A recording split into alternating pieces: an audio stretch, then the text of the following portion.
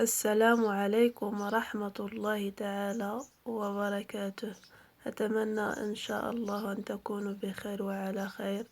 اليوم أود أن أشارك معكم جولة في إحدى المدن المغربية، وهي مدينة خريبكا. تعتبر مدينة خريبكا إحدى المدن المغربية، تقع وسط البلاد، وتقع في وسط البلاد وتتبع إداريا لجهة فاس مكناس. تعتبر خريبكا مركزا اقتصاديا وإداريا وثقافيا مهما في المنطقة، وتضم العديد من المعالم السياحية والأثرية المهمة.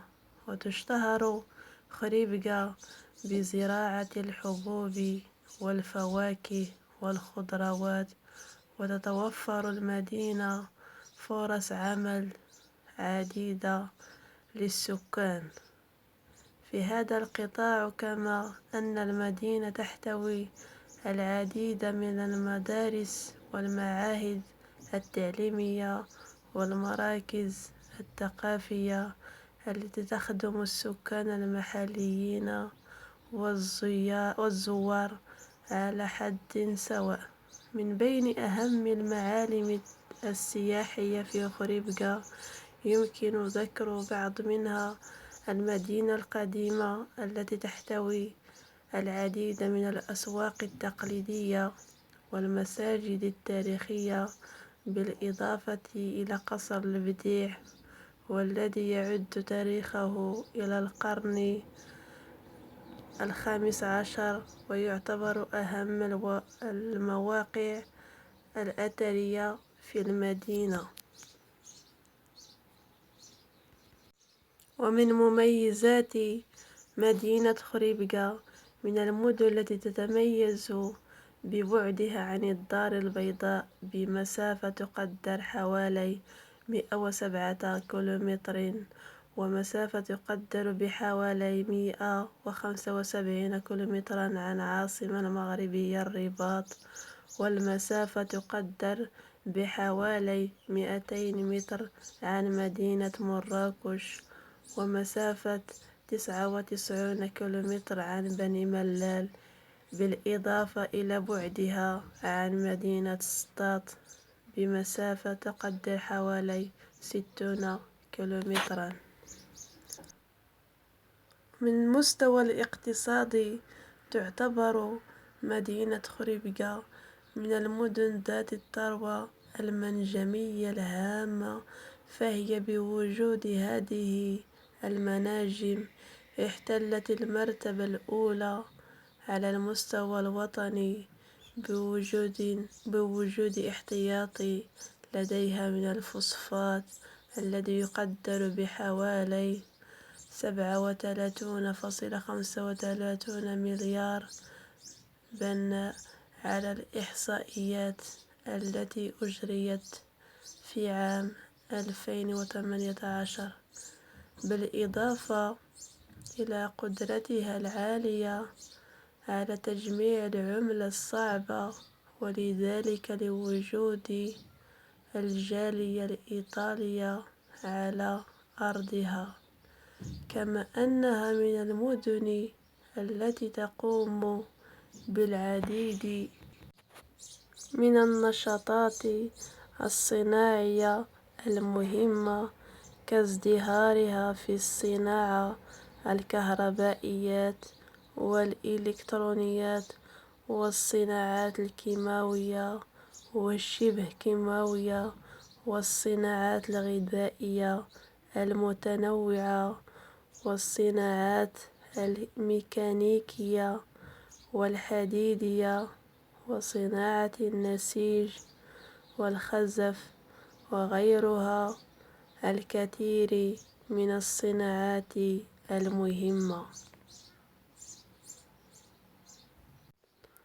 من حيث المستوى الجغرافي، مدينة خريبكا تتميز بارتفاعها على مستوى سطح البحر بحوالي 820 متر، ولذلك لأنها تقع في الهضبة الشهيرة الفوسفات، والتي يطلق عليها أيضا هضبة ورديغا. وتم تأسيس هذه المدينة من قبل السلطات الحماية الفرنسية في عام 1923، وذلك عندما اكتشفت منطقة الفوسفات في نفس الإقليم، وتتميز بالمقر المخصص بمجموعة المكتب الشريف للفوسفات، والذي يعتبر من أكبر المصادر على مستوى العالم ككل. وبالإضافة إلى وجود الكثير من المناجم، وأهمها منجم سيدي شتان، والواقع على مسافة قريبة. وبالإضافة إلى وجود الكثير من المناجم، أهمها منجم سيدي شنان الواقع على مسافة قريبة من مدينة واتزم، الذي يعتبر من الأودية التابعة لخريبكا، إلا أنها تبعد مسافة تقدر بحوالي 30 كيلومترا. وتتميز كذلك بالعديد من السمات والمميزات التي تجعلها مدينة مميزة في المغرب.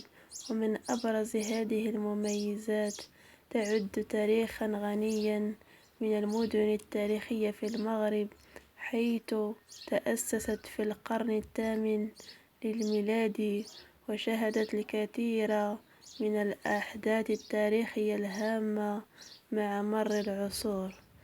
وتعتبر مدينة سياحية تجذب العديد من السياح سنويا بسبب طبيعتها الجميلة ومعالمها السياحية الهامة، التي تشمل قصر البديع، ومسجد القرويين، ودار الباشا، والمتحف الأثري، والكثير من المعالم الأخرى. وتتميز بالزراعة، تشهر بزراعة الحبوب والفواكه والخضروات، وتعتبر واحدة من أهم المناطق الزراعية بالمغرب. وكذلك الصناعة مركزا صناعيا مهما في المغرب، حيث تضم العديد من المصانع والمؤسسات. من هنا وصلت إلى نهاية الفيديو. أتمنى إن شاء الله أن يعجبكم الفيديو، ولا تنسوني بدعم القناة لكي يصلكم كل جديد. ولكم جزيل الشكر، والسلام عليكم ورحمة الله تعالى وبركاته.